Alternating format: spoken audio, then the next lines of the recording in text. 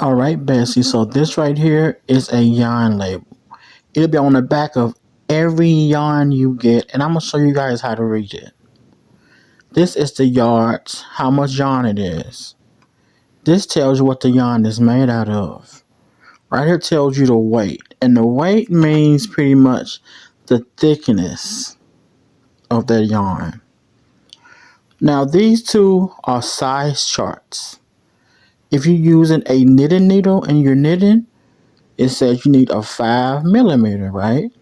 Right here it's a crochet hook. If you're crocheting, you need a 5.5mm to work with this weight of yarn, right? So when you're in a store or online, you buy your crochet hooks, every crochet hook tells you the size it is. See, that is a 5mm. This one right here says it's a 5.75mm, right? So that's how you pick your yarn,